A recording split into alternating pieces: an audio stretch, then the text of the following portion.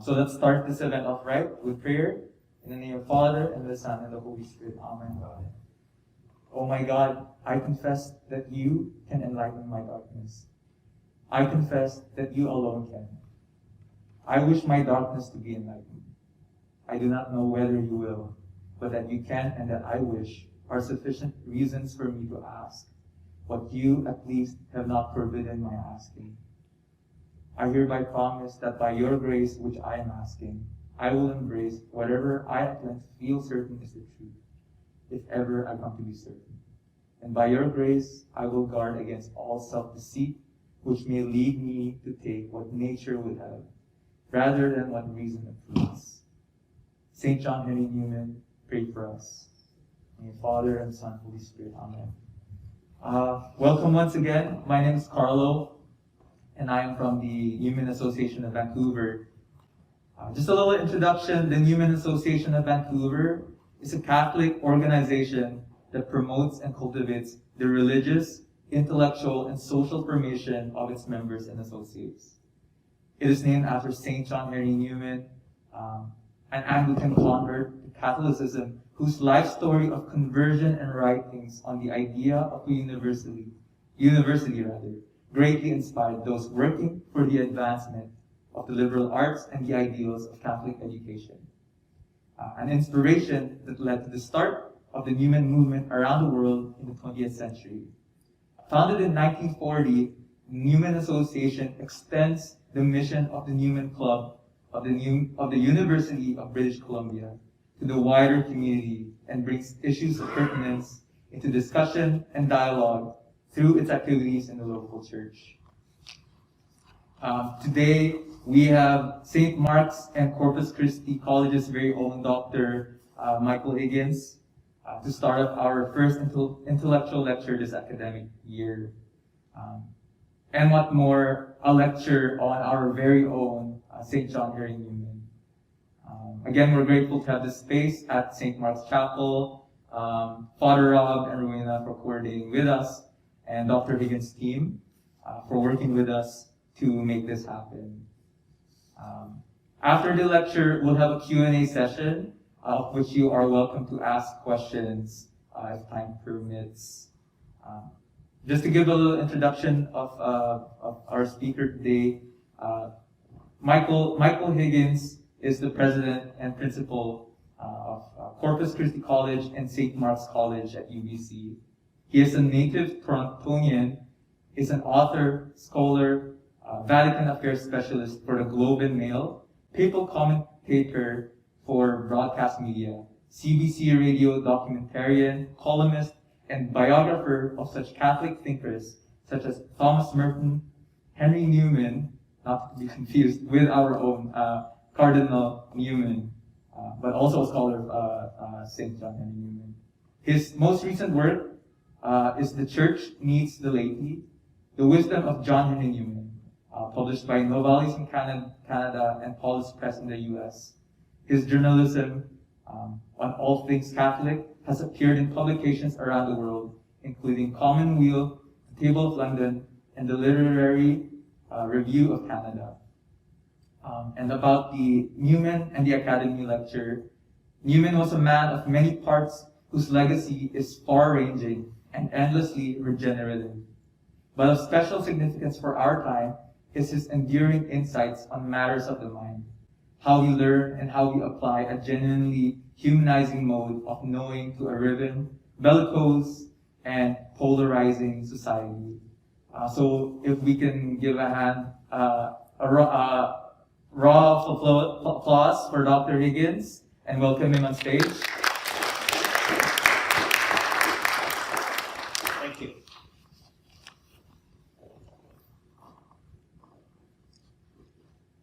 Just one. Is the speaker working? Is it fine? Okay, there we go. Is that better? No. Okay. Just one small correction in the introduction. It's not Henri Newman. It's Henri Nouwen. N-O-U-W-E-N. Entirely unrelated. Although Nouwen was very fond of Newman and spoke highly of Newman in his journals, but a very, very different figure. I suspect that I've been invited to speak because of the new book on Newman that I've written. I mean, I know this is a bit of shameless self-marketing, but publishers make you do this all the time now. So this is the book. If you're interested, just let me know.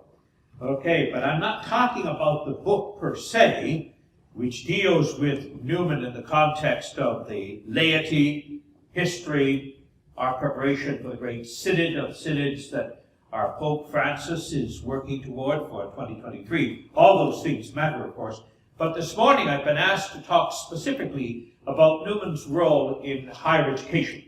And I'm certainly very pleased to do that. So that'll be the focus, but I'm open to any questions about Newman that I'm in the position to answer.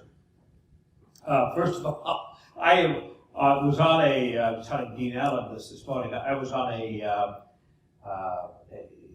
Zoom call with an AGM for the Equestrian Order of the Knights of the Holy Sepulchre, which I'm a part, and I had to leave because of the time zone difference and everything else, so I had to leave early to come here, and they said, there's a place in the world that gives a lecture at 11 o'clock on a Saturday morning.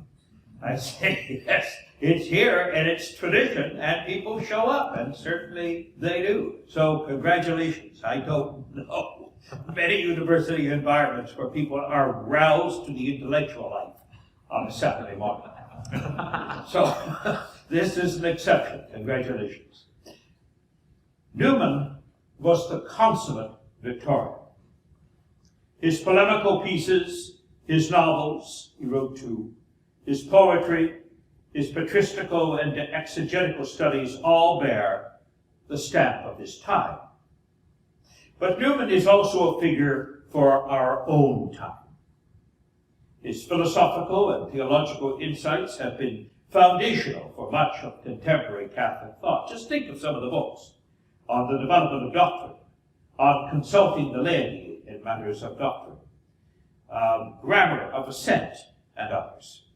And his masterly command of the English tongue, the apologia vita sua, the idea of a university, continue to assure him a secure place in the English curriculum at the university. Although some of his writing on the role of a liberal arts education and the function of a university betrays the biases and limitations of his age and personal disposition, much of his educational writing has about it, to coin a phrase, a timeless relevance. Of course, Newman could change his mind, and more precisely, nuance it, or more precisely still, make the necessary historical accommodations. I remember a friend of mine, a Victorianist, Tennyson scholar actually, Peter Hinscliffe, one time telling me, he said, one of the marvelous things about Newman's mind is it's so slippery. Now, when we usually think of that term, we usually think of a con artist or a snake oil salesman or a spin doctor or something like that, but he didn't mean it that way. What he meant was Newman's remarkable intellectual flexibility. He wasn't one fixated on dogmatic positions. He understood that when you did some work and some tilling of the soil, some ressourcement, which was critical to his own conversion, by the way, you kind of discover things you wouldn't otherwise.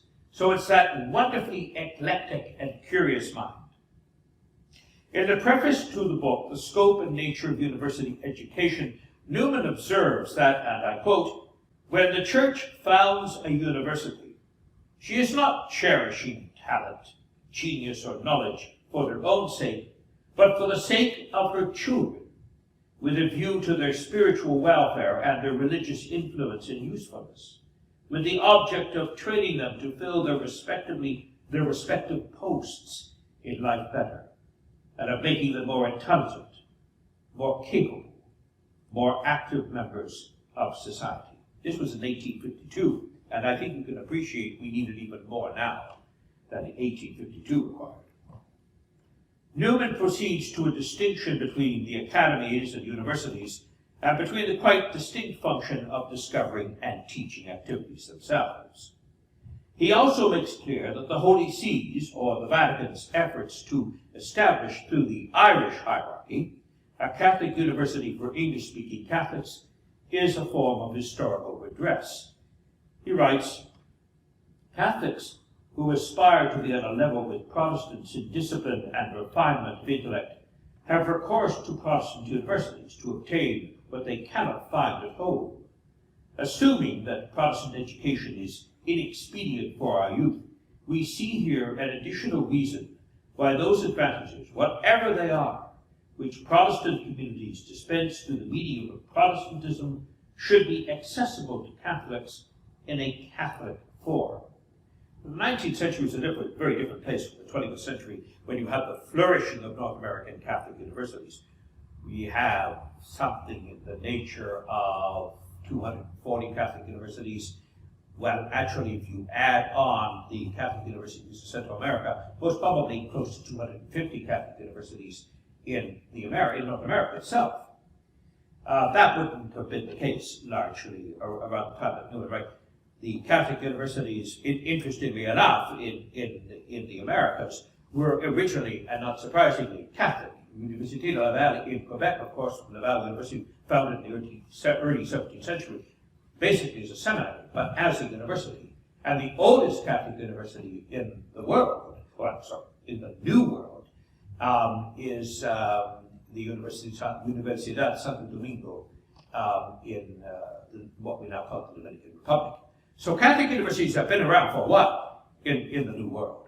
But principally, in parts of Europe, although they were a presence, they weren't in Ireland, and for all kinds of historical reasons. And so Newman finds himself drawn to Ireland to become the first rector of a Catholic university in Ireland, which would eventually become, of course, University College Dublin, which was never technically a Jesuit university, but many Jesuits taught there, including one of the most famous Jesuits in history, Gerard Manley Hopkins.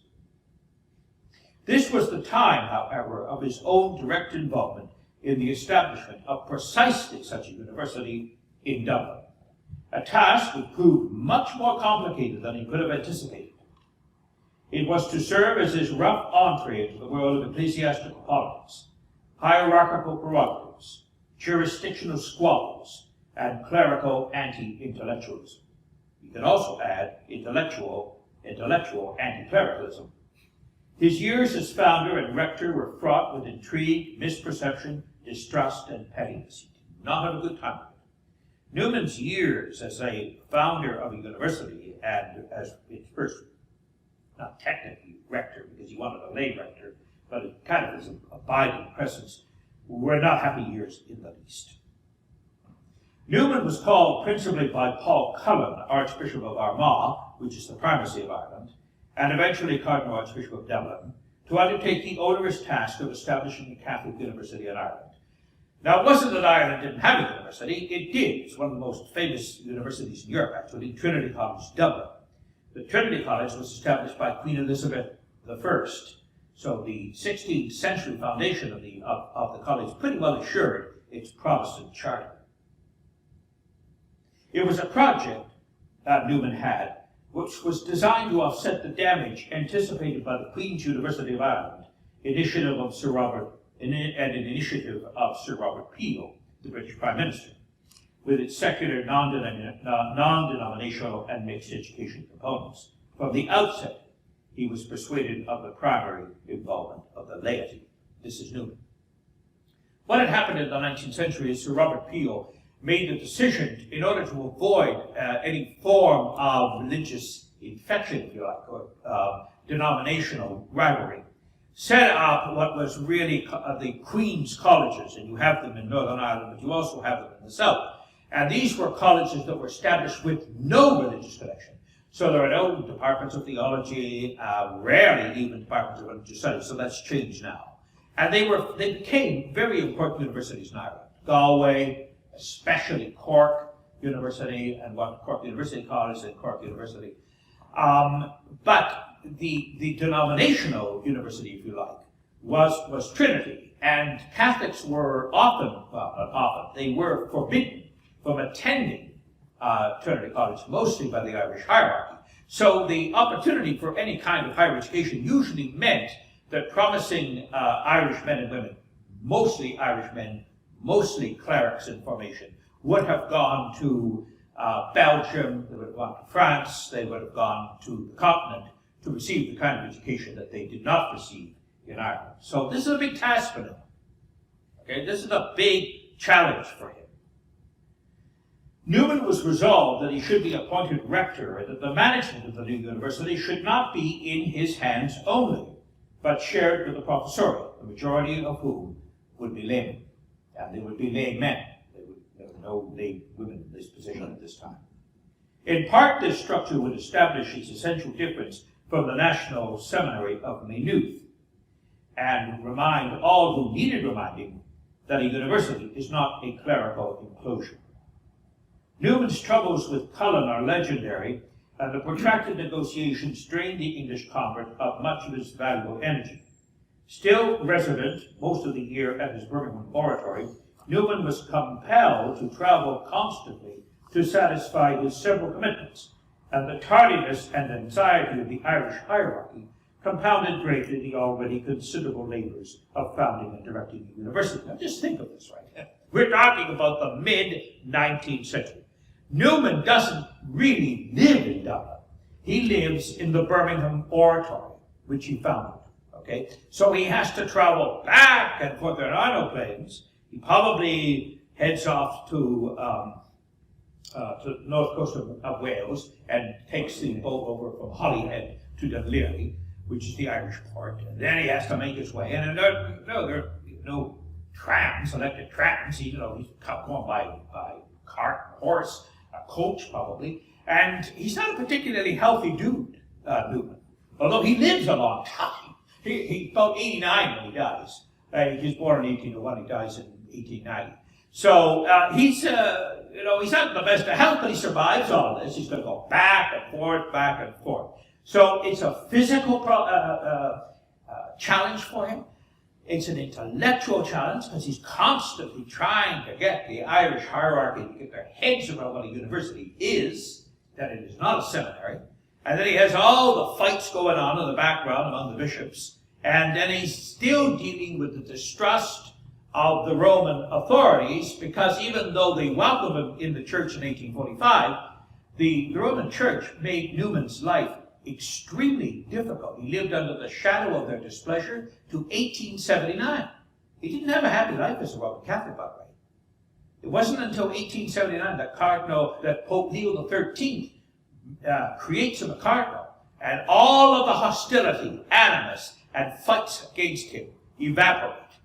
But up until then, he's got the Roman authorities on his case. The English bishops aren't so sure they really trust him. His former Anglicans are deeply unhappy by his departure, because he was the most influential member of the Oxford movement. Okay, and he's also bringing large numbers of the intelligentsia into the Catholic Church. Right?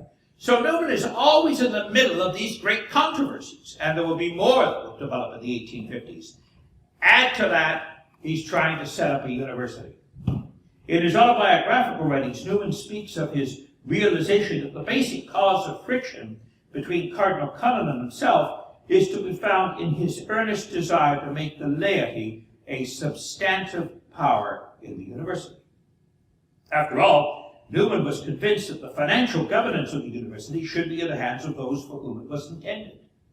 But he was aware that this notion runs counter to the less venerable Irish clerical tradition, which, as he notes in his letters and diaries, would have the laity, and I quote, treated like good little boys, told to shut their eyes and open their mouths.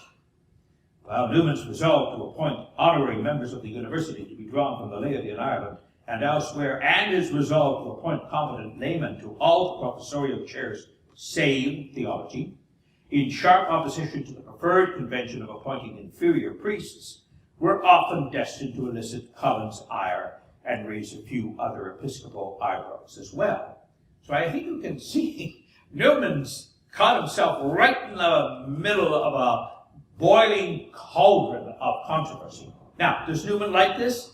Well, no. Is by temperament? No. By intellectual inclination? Yes. Because the most challenging books Newman ever wrote, in many cases the most beautiful, were in response to people who were attacking The Apological Vita Sua, his spiritual autobiography, one of the great works of the English literature, came as a consequence of being attacked by Charles Kingsley. And similarly, about consulting the faithful in matters of doctrine was a response to a charge from an Italian cleric. So Nouwen very often responds to challenges because it gives him the intellectual ferment and rouses him up and whatnot. But temperamentally, Nouwen is a kind of contemplative person. He's not a deeply political person. He's not an extrovert. He doesn't go out of his way to whip things up. But when they are whipped up, and they often are, that seems to fire his intellectual response. And then you get these wonderful books coming up. At the opening of his new university church, paid for by the money left over from his notorious Shitty Trial Fund, which he won, by the way, Nouwen preached a sermon entitled Intellect, the Instrument of Religious Training, outlining his purpose as rector. Here's what he says. It will not satisfy me what satisfies so many, to have two independent systems, intellectual and religious, going at once side by a sort of division of labor, and only accidentally brought together. It will not satisfy me if religion is here and science is there, and young men converse with science all day and lodge with religion in the evening. It is not touching the evil if young men eat and drink and sleep in one place and think in another. I want the same roof to contain both the intellectual and moral discipline. Devotion is not a sort of finish given to the sciences, nor is science a sort of feather in the cap, if I may so express myself, an ornament and set off to devotion. I want the intellectual layman, here's the key sentence, I want the intellectual layman to be religious and the devout ecclesiastic to be intellectual. And that's an important, indeed prescient observation. Right? And I'm sorry to keep talking about lay men, but that's the reality in the 19th century. In the colleges and the universities and whatnot, this was not seen as the proper preserve for women. Women start to go into the Oxford system very late into the 19th century. Okay, so this is very much a male preserve. So if Merton's always talking about men and boys and whatnot, it's because women aren't there. Okay? But we can quite reasonably assume that were Newman alive today, that wouldn't be a problem for him. Persuaded of the need to contain the clerical presence at the university rather than to expand it, Nouwen found himself, and not for the first time, at odds with the general thinking of his ecclesiastical superiors. It is not that Nouwen had an exaggerated respect for the lay state or a penchant for cleric passion. It is simply that he held to an historical perspective that refused to suppress the charism or uniqueness of the lay vocation in the interest of a clericalized ecclesiology. 20 years later, Nouwen was prompted to write Lord Edward of Glossop, chairman of the Catholic Poor Schools Committee, to protest the establishment of a Catholic college in our universities, concluding that the ideal of Catholic university, pure and simple, is altogether out of the question. But this is for historical and political reasons, and not for theoretical ones. There was an effort to establish a Catholic university largely under Cardinal Manning in Kensington, and it created all kinds of divisions within the English hierarchy. Now, Nouwen wasn't actually keen on this for all kinds of different reasons. And this is a slightly different situation that existed in Ireland. He says, speaking, he talks about, and of course it would happen, he talks about the importance of a Jesuit mission to Oxford, which would be, of course, what we now call Campion College. And the reasons he gives is the following. A Catholic college with its tutors professes intellectual Catholicity on the face of it, as a mission does not. It is a direct challenge to Protestants. On the other hand, it is at this very time prophesied at Oxford that the principles of Catholics necessarily hindered it from following out the higher exercises of reason. Now, we have lately had an ecumenical council. This would have been the First Vatican Council, 1869, 1870, basically 1870. Councils, he says, have generally acted as a lever, displacing and disordering portions of the existing theological system. Not seldom have they been followed by bitter quarrels in the Catholic body. Well, he certainly got that right, as we exist in a deeply polarized Catholic Church right now as a consequence of interpretations of the Second Vatican Council. But now Newman is already talking about the reactions to the First Vatican Council in 1870. He says time is necessary to put things right. Something for us to consider, by the way. When we're caught in the melee and afterdraft of controversies in our own church, keep in mind Newman's observation, which I think is historically valid. Time is necessary to put things right. When Trent was the last council, we enjoyed the stability and edification of 300 years. The series of the ablest divines that examined, interpreted, adjusted, located, illustrated every sentence of the definitions. We were all of us on sure ground and could speak with confidence after Suarez, Lambertini, and a host of others. Now, as regards the force, limits, and consequence of the recent definitions, by which, of course, he meant the controversial definition of papal infallibility, we have as yet nothing better to guide us from the necessity of the case than the Dublin Review and Civitas Catholica. We have yet to learn what is precisely meant by inspiration as applied to a book, and in what cases and under what conditions by the Pope is infallible. Not to say that the Council is not yet finished. We could not have a more unfavorable time for getting into controversy. He was right on that one for sure, because as you will remember, the Council was aborted by the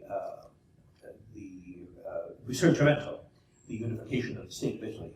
And so the Council was disbanded, all kinds of other things, but also great controversies over the definition of papal infallibility, deep resistance from Protestant communities over what this actually meant, confusion among Catholics about what it meant, small schismatic groups, the old Catholic Church in the Netherlands and in Poland. People think we've got difficulties now. Look at the 19th century. We had all kinds of schismatic groups that came out of the Council.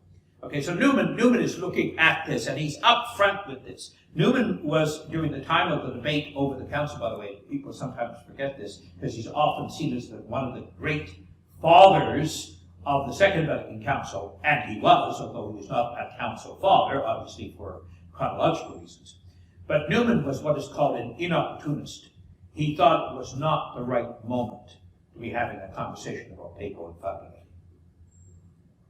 He accepted the doctrine, didn't dispute it, but thought it was inopportune.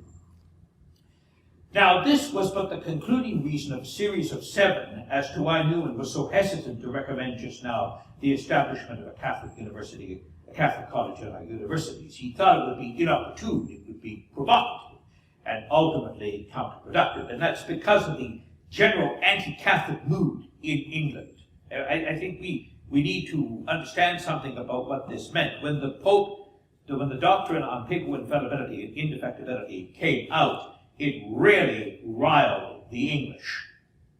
Okay? At one point, the Prime Minister, Gladstone, writes about it. Okay? And then there's a great debate between Newman and Gladstone. At one point, of course, you may remember in his letter to the Duke of Norfolk, the premier Catholic peer of England, Newman says that he will drink to the health of the Pope, of course, but to conscience first.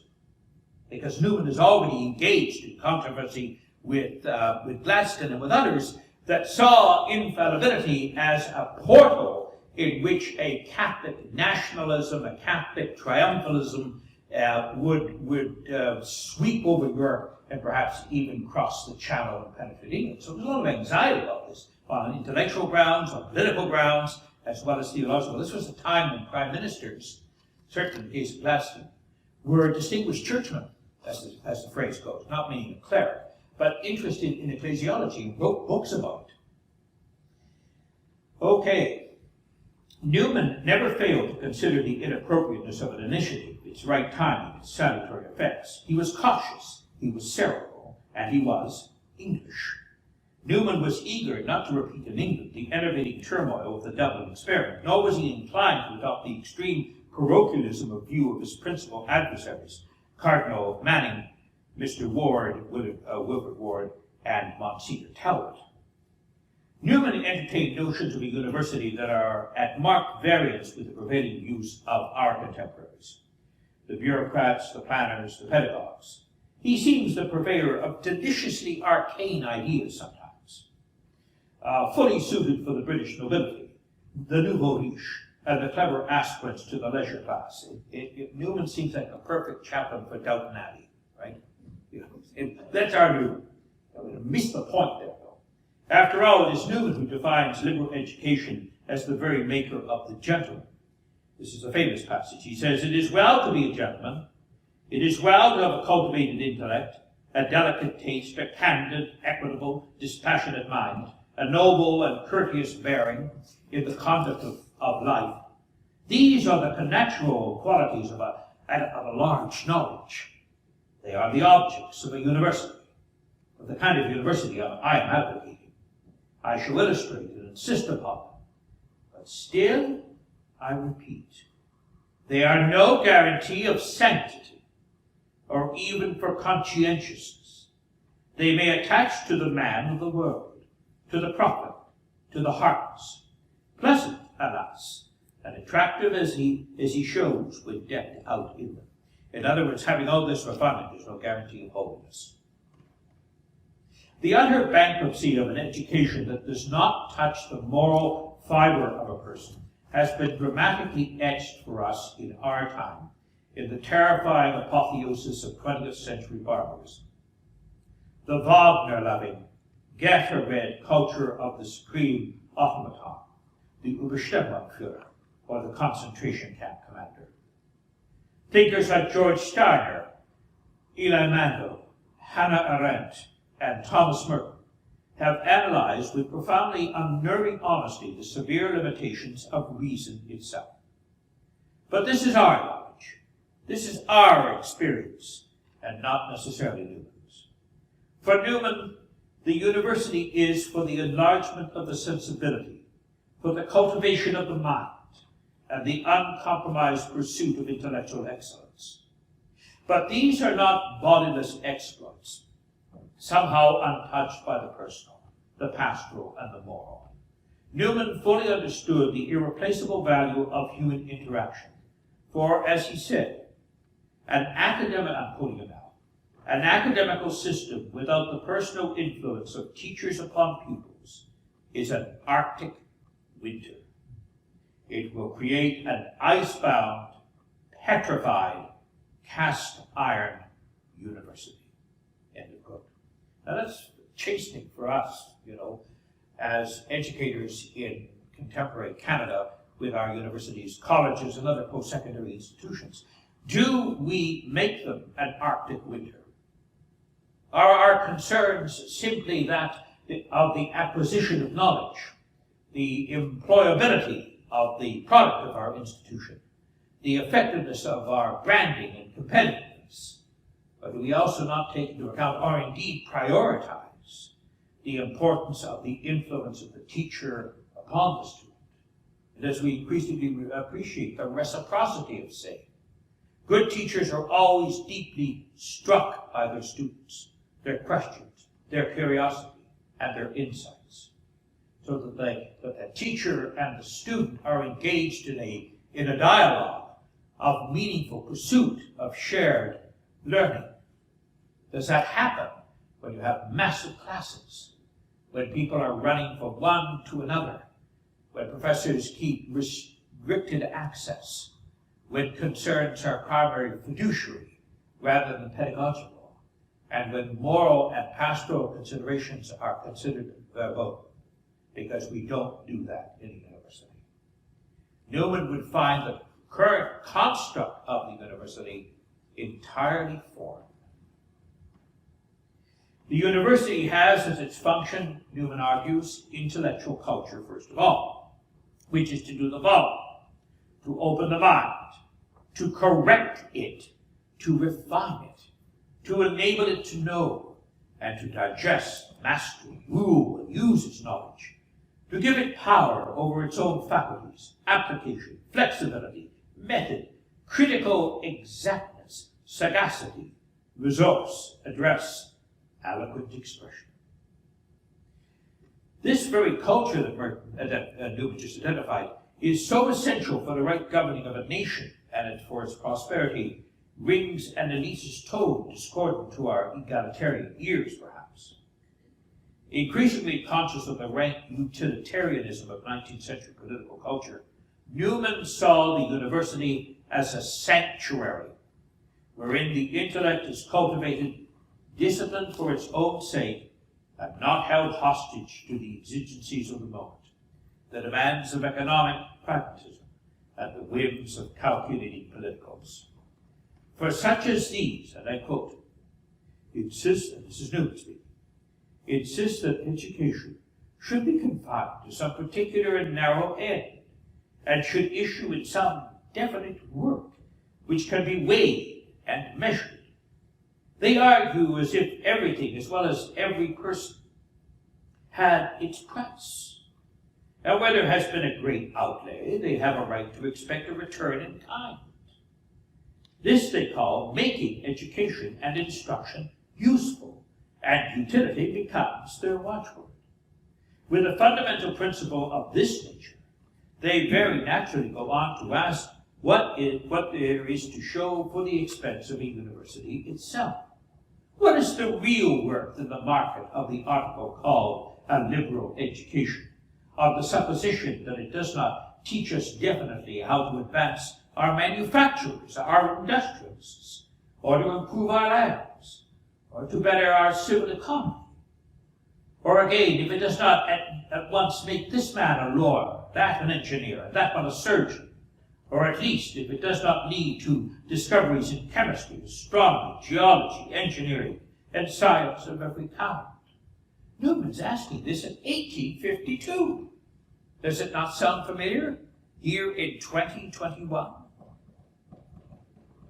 Who has not heard this before among us?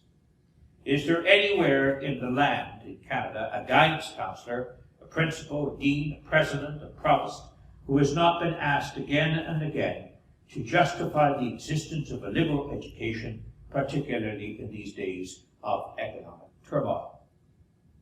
As Nouwen would answer, the university, however, is not a recruitment center, a storage hole from which can be drawn a fully equipped workforce. For Nouwen, the university is, and I quote him, according to the usual designation, an alma mater, knowing her children one by one, not a foundry or a mint or a treadmill. End of quote. I quoted this at our convocation recently because I was much struck by the size of the number of students and the fact that professors all knew their students. They knew them, and the students knew them. There was an affectionate bond, an intellectual unity, a sense that this really mattered to them. And you realize in instances like this, that this is what education is actually about. It's not to disparage the fact that people should be trained to have the requisite skill set in order to be employed in the future. No one disputes that. But to prioritize that is a dangerous undertaking. I remember many years ago listening to Matthew Barrett. Matthew Barrett was giving an address to the presidents and principals of Canadian universities, the ACCU in Ottawa. And Barrett, who subsequently became head of a large bank in Britain, was the head of the Royal Bank of Canada. And I've never forgotten this address. It was the Royal Bank of Canada address, and he said, you know, when I'm looking for leadership in financial industry and in the bank and whatnot, where do you think I look? I look for people who can read Dante's Divine Comedy in Italian. And why? Because if they can do that, I can teach them anything. Okay? So he says, I'm not looking for graduates with executive MBAs. I'm looking for educated, critical minds. You can teach them the skills. Give me the minds. Unfortunately, Barrett's vision, which is not isolated, by the way, be surprised at the number of senior CEOs who share that vision. It's not shared within the management structure, so that when you go down, managers hire their own. So if you have an executive MBA, you look for another executive MBA. You don't look for somebody who can read Dante in the original. So there's a structural challenge, right? There's the same kind of thing Pope Francis has with the appointment of bishops, right? One of the reasons why, one of the first things he did was to go to the Academia Ecclesiastica in Rome, which is the training college for diplomats, to talk to the nuncios, to say, here's the kind of guy I want to be a bishop, with the smell of the sheep, giving them the instructions. But it takes a long time to move from that instruction to implemented reality. One way of preserving the personal quality of a university life is by means of the collegiate system. Now, there have been many permutations, some salutary and some deleterious over the centuries, and in our own country especially, which has traditionally acknowledged the worth of the collegiate principle in the structuring of its universities, has attached special importance to the denominational character of the vast majority of its affiliated and federated colleges and universities. This is true in pretty well every province except us. In British Columbia, we simply don't have that system of the federated university and affiliated college, which works within a constituent university to provide a genuine mosaic of views drawn from different intellectual traditions. We haven't quite worked that out. But we're not despairing, and St. Mark's in Corpus Christi hopes to be able to perhaps persuade the University of British Columbia to start to think about a way of using its colleges that is more integrated rather than as peripheral institutions on the rim. It's a very different reality in Ontario, in Saskatchewan, certainly parts of Alberta. Quebec was traditionally, well, not really the case in the Maritimes. The Maritimes went for the independent, provincially funded Catholic universities. You had a different kind of structure in the Maritime provinces. But in terms of a Catholic higher education presence, it's been the most challenging jurisdiction in this country is in British Columbia. That's one of the reasons why we should be really grateful that we have St. Mark's and Corpus Christi. Although the word Newman evokes in the following passage illustrative of a rather rarefied, masculinist, and grandly self-confident society, it does remind us of the enduring value and effective bonding can have in a person's life. Here's what he says. When the mind is most impressionable, when the affections are warmest, when associations are made for life, when the character is most ingenuous, and the sentiment of reverence is most powerful, the future landowner, or statesman, or lawyer, or clergyman comes up to a college in the university, speaking particularly of Oxford and Cambridge. There he forms friendship. There he spends his happiest days. And whatever his career then, brilliant or obscure, virtuous or vicious, in after years, when he looks back on the past, he finds himself bound by ties of gratitude and regret to the memories of his college life. It is a second home, not so tender, but more noble and majestic and authoritative. Now, as I said, that's very specifically 19th century Oxbridge, Victorian England. But that last line, it is a second home, not so tender, but more noble and majestic and authoritative, can apply to what we do in the colleges, what we do in imparting not just simply knowledge as data, but knowledge or wisdom as a way of life. Bonding, coming together, sharing ideas, feeling connected. Now this is but I just quoted, very reminiscent of Newman's Trinity in the Oriel College years at Oxford. And the tone is a mite romantic, if not indeed sentimental. But we all know that it is true.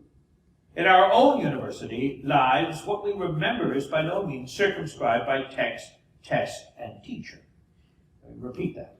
In our own university lives, what we remember is by no means circumscribed by text, test, and teacher. In other words, the university is very often a place where we fall in love. Very often a place where we have a crisis of identity. very often the place where we form many of the friendships that will perdure for the rest of our lives. The university is the place where we stumble on new truths that unsettle us. The university is a place where all kinds of things happen. And so when you come together, like in a Newman association or an alumni association, you will very often note that the things that bring them back to the university are the emotional ties. They don't say, well, I want to go back because I want to know more about the metaphysics of Malebranche. Now that may be a worthy idea in its own right, but it's more likely it's the teacher who taught them Malebranche that matters. What happened in that classroom when they were discussing this great 17th century French oratorio? Something happened, the chemistry of being with others. Keeping in mind then Newman's celebration of the disinterestedness of learning, of the pastoral role of the teacher, and of the oneness, the integrity of knowledge itself, for its subject matter is one, the universe in its length and breadth.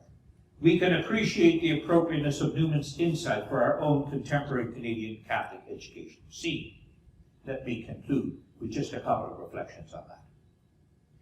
We need to affirm again and again the value of non-utilitarian learning, as well as affirming the critical importance of the truly personal in the world of the anonymous, the truly communal in the world of the collectivity.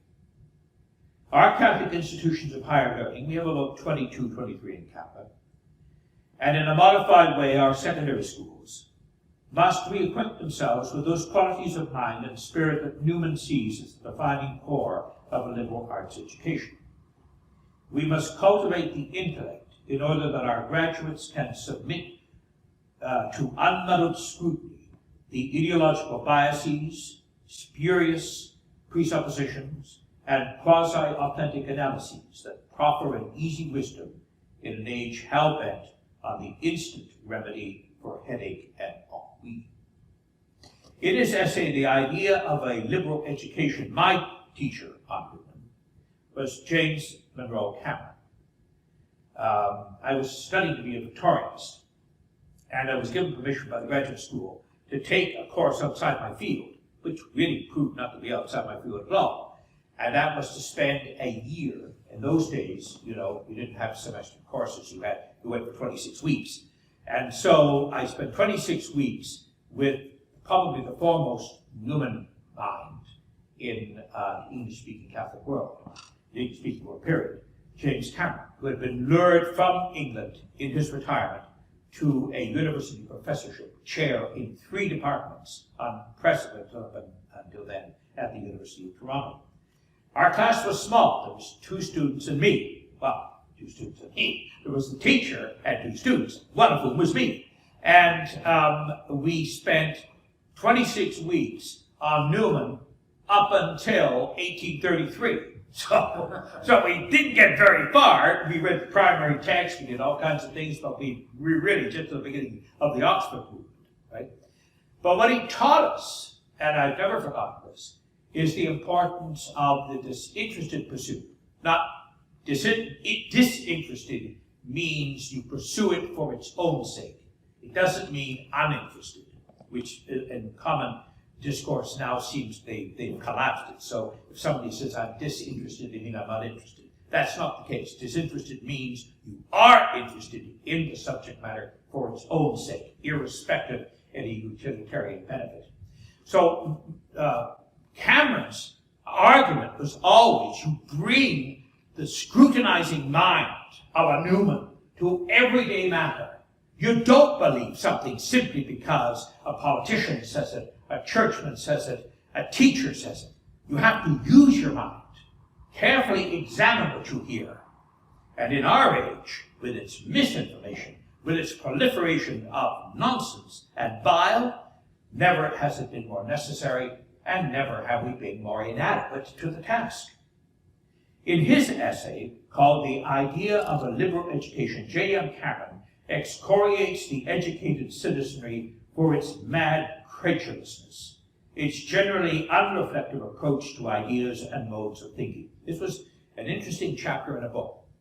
When, just briefly again, When Cameron came to Canada, it was around the time that the University of Toronto was celebrating its 175th anniversary as a university, and the University of St. Michael's College its 150th. So they asked him to give a series of public lectures on the idea of a university, kind of revisited, Newman revisited for our time. Brilliant series of lectures, subsequently published by the University of Toronto Press. So if you're ever interested in following this up, it's a wonderful one. I don't know if it's still in print, but hopefully it is.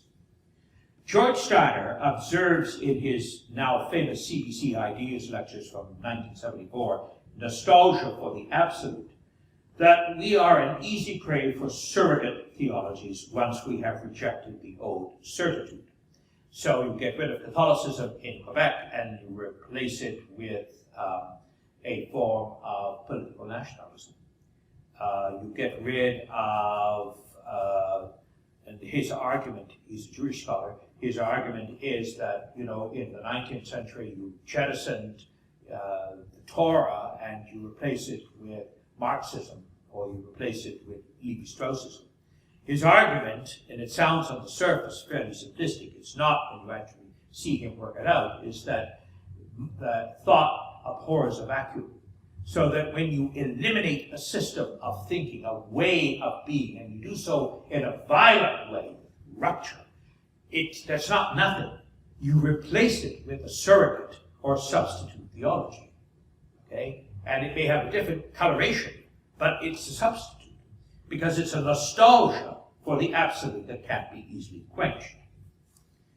This goes some way to explain what Cameron understood, his own horror at the polite irrationalism of our society. Here's what Cameron says. Nothing is to me more astonishing, and nothing is more frightening than the eruption of astrology. People talking to the flowers, doing things under pyramids, and so on in our society. This is part of the same irrationalism that has been showing itself in mad racial doctrines. But whereas people are on their guard in relation to racial doctrines, after all, every race is an interest group, astrology and other kinds of nonsense seem to find believers among the educated.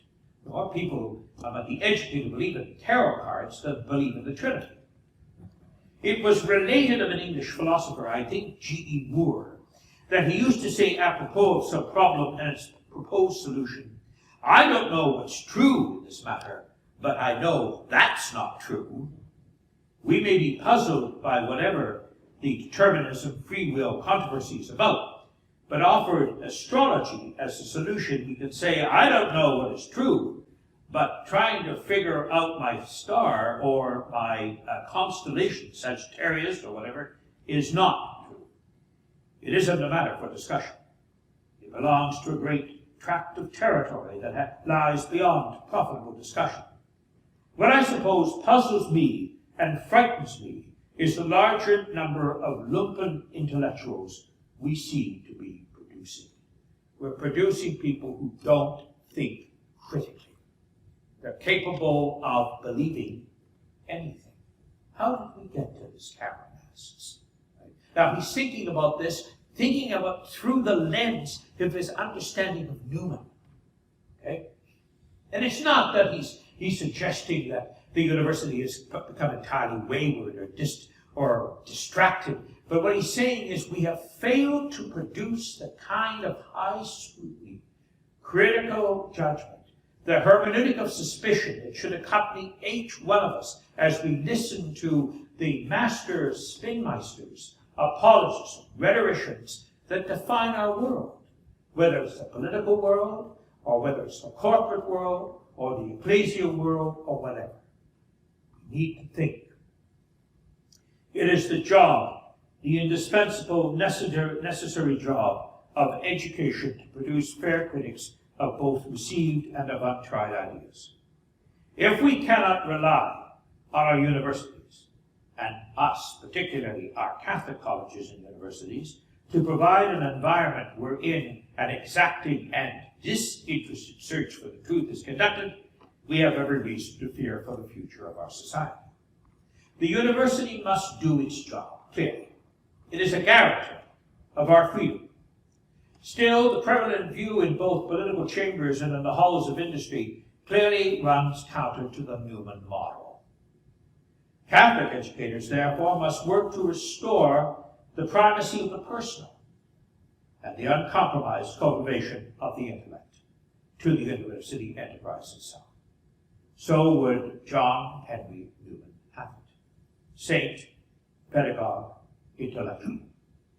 So many years then since the death of Newman, and then subsequently his canonization, we should keep in mind that one of the important features of Newman's legacy for us in the university setting is the fact he believes in it, he understands its ancestry or its provenance, but he also appreciates to a very high degree how fragile it is.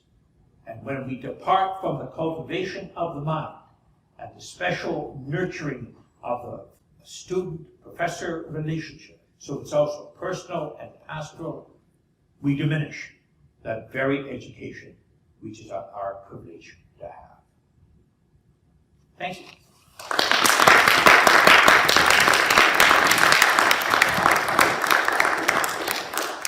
I'm open to any questions or comments that you may have. Yes? Thank you, found your talk very informative and inspiring. You talked about Newman's conflict with the hierarchy for much of his life and his unhappiness. What do you think his take would be on, say, the style of Pope Francis, the issues of the bishops that they're facing these days? Does he have anything relevant to say, or would he be happy with the way it's being handled? What type of influence do you think he would have? Well, that's a very good question, actually. In his book on Consulting the Faithful with Matters of Doctrine, Newman identifies 5 particular times in the history of the Church when the laity actually saved the Church. So for Newman, the laity aren't a decorative element. They are constitutive of the Church. And so when bishops and when popes take the laity seriously enough to include their opinion and their expertise in the shaping of ecclesial polity and doctrinal understanding, that can help but be a really important development of Newman's understanding of ecclesiology. Newman wasn't a clericalist. You got to remember, Newman began his career as an Anglican parson. He was a divine, Anglican divine. He was shaped by the Anglican Church. His sensibility was Anglican and English. And the Roman way of doing things did violence to him. It wasn't easy. I mean, Newman became a Catholic through the sheer consistency, honesty, and intellectual rigor of his pursuit of the very notion of apostolicity. Was the Anglican Church really what it professed to be, which he wrote about in 2 volumes of the Via Media? And he discovered that it was not. So therefore, he had to go in a direction which eventually brought him into the Roman communion. But that would be his intellectual home. But in terms of the spiritual, aesthetic, and pastoral formation, that still remained very deeply Anglican in him. And I think he was quite shocked, well, I know from his records and his diaries. This is a guy, they used to often say that it's alleged that Bernard Lonergan said of Andrew really that he was incapable of an unpublished thought, which is a peculiar thing for Lonergan to say, but it is especially true of Newman. Newman's diaries, correspondence, and journals are multi-volumes. It's astonishing. Now, that was the Victorian period. They all did that. They were all highly prolific. But Newman, even more so, if that was possible. I think only Ruskin might have, no, even there, Ruskin would probably his equal. So, in the diaries and journals, you taste the journey of his soul. I mean, he never regretted becoming a Roman Catholic. That was not even on the horizon. But becoming a Roman Catholic was very difficult for him. And then when he became a Roman Catholic and he discovered the hostility the suspicion, the fear of him within Roman circles in particular, because there were various English clerics that delated him, as we used to say, meaning denounced behind the scene. He lived under that shadow for years, and then when he was writing various things, they found it subversive, provocative, controversial. Why does Newman? What is this Newman? His own Bishop Goulathorn has difficulty with him. Cardinal Manning becomes not an adversary, certainly not his ally in the English Church. Wiseman, who's the first Cardinal Archbishop of Westminster, following the reinstitution of the English hierarchy in England in 1850. So all of these people don't like him. And then there are all the people in the Church of England that are really unhappy that Newman left, because Newman was their significant figure, along with Pusey and Keble. He was one of the three major figures of the Oxford movement, which was this intellectual and in many ways Catholic revival of the spirit of the Ecclesia Anglicana. So they're not happy. And then there are these various eminent families, some of them aristocratic, where their sons are being converted to Catholicism by Newman. They follow him to his retreat in Littlemore when he steps down from his position as an Anglican cleric, which he does in conscience years before he becomes a Roman Catholic. So Newman is involved in all these kinds of things, and then there's the council, and then there's his position on the infallibility and all these other things. Newman is not anti-episcopal. He's not a universalist or a Unitarian. He's not making a case that can't be made within the history of the Roman Catholic intellectual tradition. He makes that case, and he knows that case better than most Roman Catholics. But so what Newman would do now is he would look at this and he would say, I like this Pope. And I like this Pope because he acts in the best way of other popes that acted in such a way, by opening up the church to parousia, to the freedom to speak freely, okay? The injunction to speak freely. Because he understands, remember, Newman has this famous line, that truth moves forward when Catholic intellect is in collision with Catholic intellect. That's what universities do. That's what councils do. You come together and you work it out. You don't come together having it worked out before you arrive. Newman would applaud Pope Francis's restructuring of the Roman Synod, so that it is actually a place where ideas and freedom and all these things are allowed appropriate debate. Because since the reinstitution of the Synod in late 1960s by Pope Paul VI, the institution of the Synod became a very cynical instrument of implementation. I covered many synods. I was there. I was accredited by the Holy See. I was in the halls on some occasions, mostly in the press room with conferences and whatnot, but they allowed us to come in and to attend one of the sessions. And we were all very cynical, and justifiably, as were many of the bishops, because they would say something that was all worked out in advance.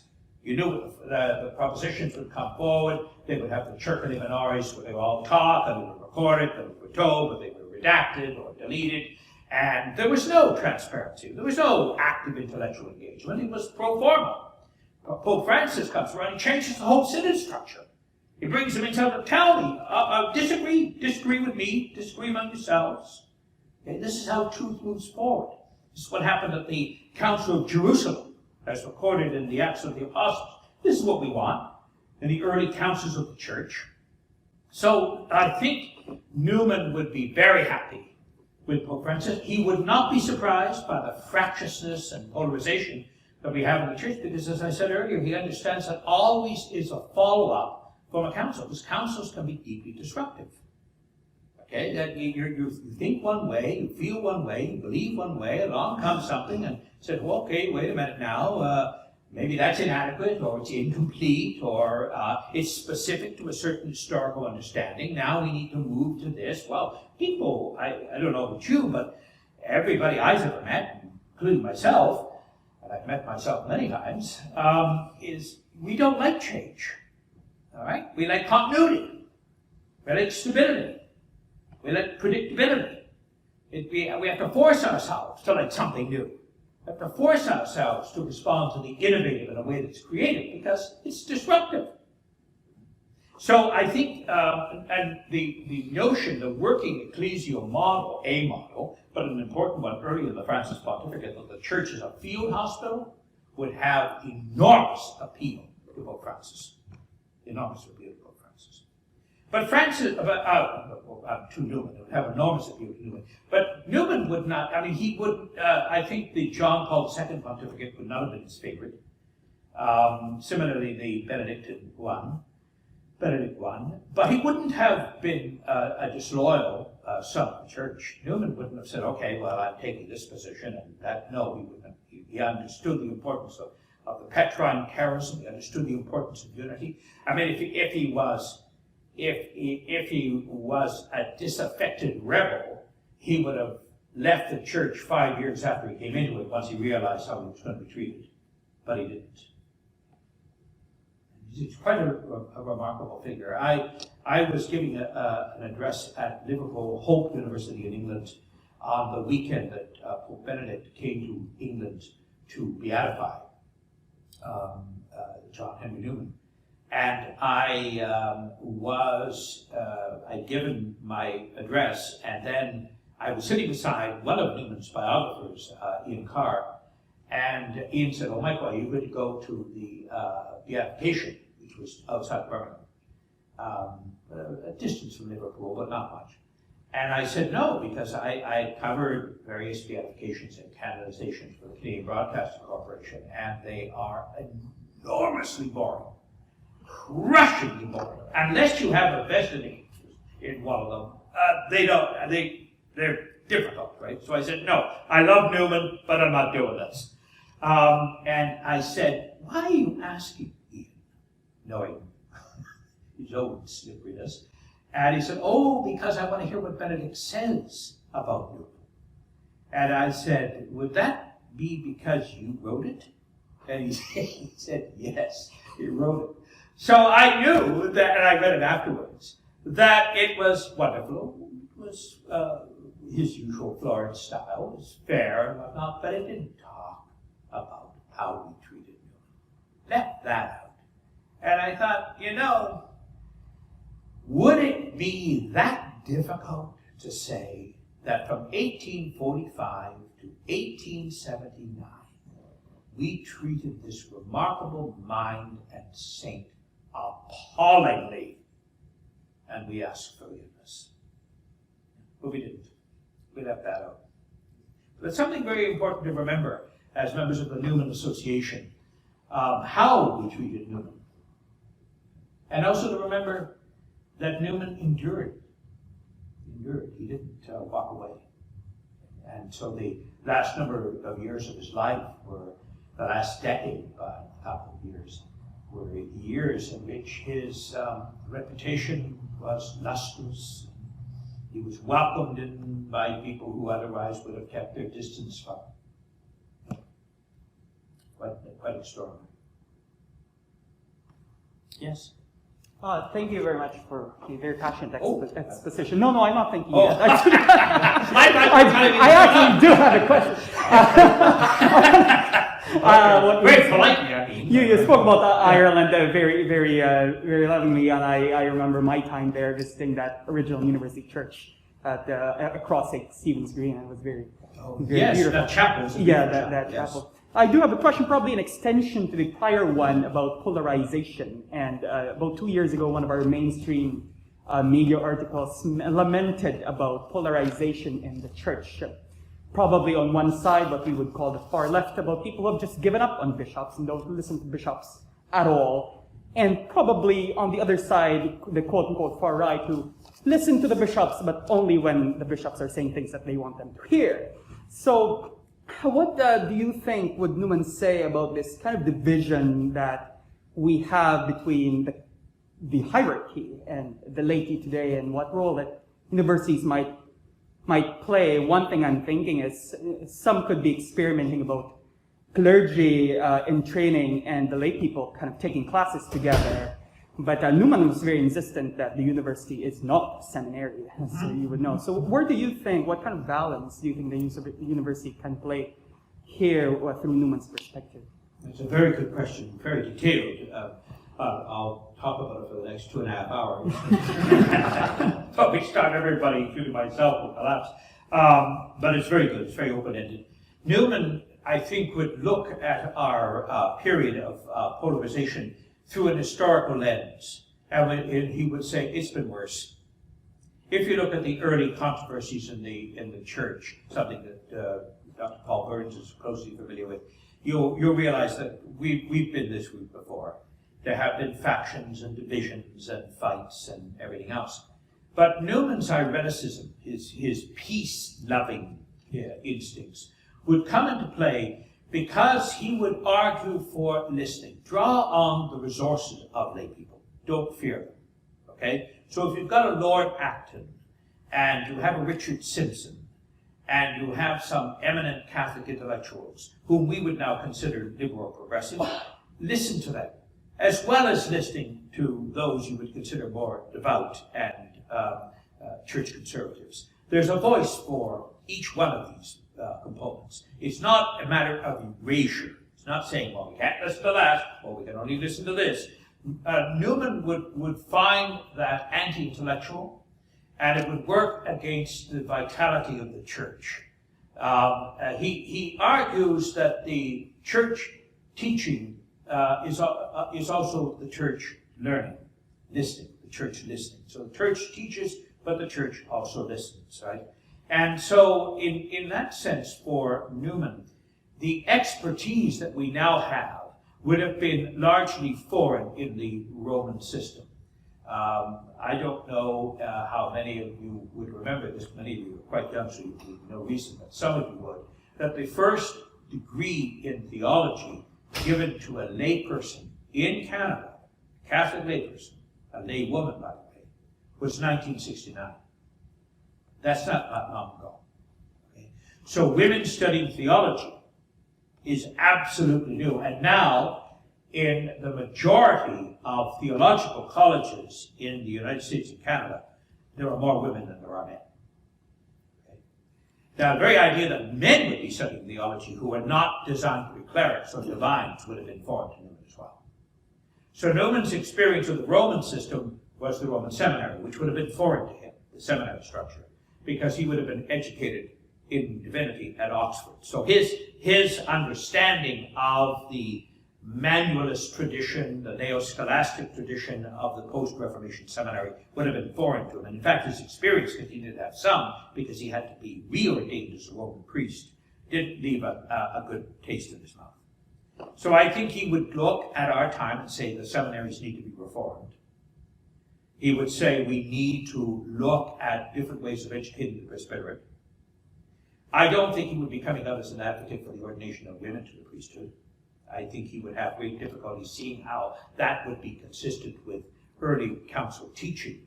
He wouldn't object it out of hand, but he would again say, as he did with infallibility, it's inopportune, because it would be other things that he would prioritize ecclesiologically. But he wouldn't exclude it. He would never say, Newman would never say, you can't talk about this. That would be absolutely foreign to the way he operated. Somebody came along and said, we can't talk about this. This is off the agenda. We don't talk about this. He would say, no. We talk about it. We talk about it. How else can we throw enlightenment on it? How else can we learn if we don't talk about it?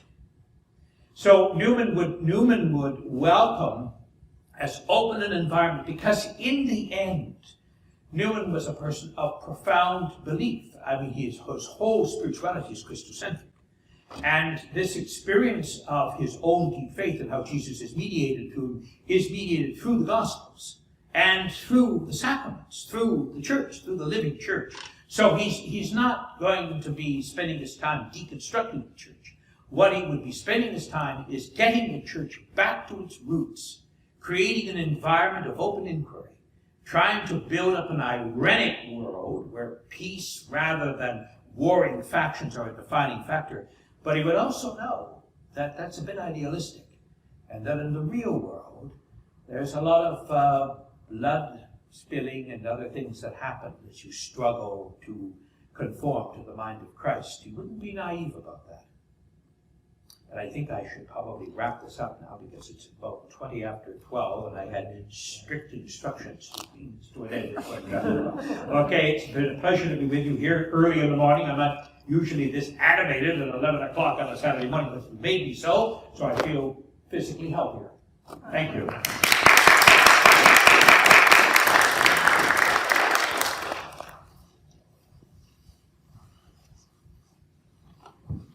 Dr. Higgins, thank you so much for your very energetic lecture on Newman and the Academy. And it's a pleasure to have you here and for launching us off for this year, in this new academic year for the Newman Association. And we look forward to having you again.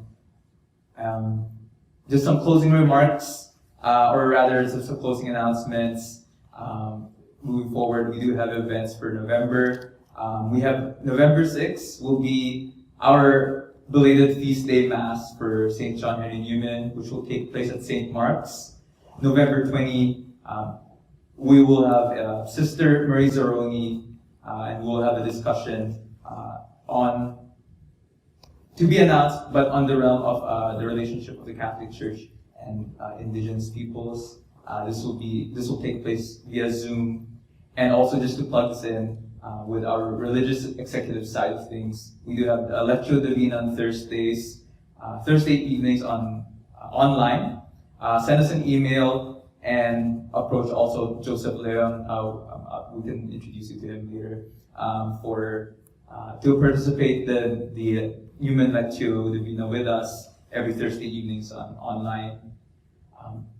We encourage everyone here, if you're not a member yet, to register for membership at where Tasha is here right now, this corner here, where Tasha is sitting, at the cost of a $25 donation. Membership is renewed annually in May, and we just ask that you please consider supporting us. All your proceeds from your membership and donations keep our systems going. These include our digital platforms, these days with Zoom, our speaker honoraria, video screening licenses, and administrative expenses. If you have not yet, please register for our online newsletter and follow us on Facebook under the Newman, just look up on Facebook, the Newman Association of Vancouver. And thank you everyone for your participation. Let's close off this event right. As to say, in the name of the Father, and the Son, and the Holy Spirit, Amen. May He support us all the day long, till the shades lengthen, and the evening comes, and the busy world is hushed, and the fever of life is over, and our work is done. Then in His mercy, may He give us a safe lodging, and a holy rest, and peace at the last.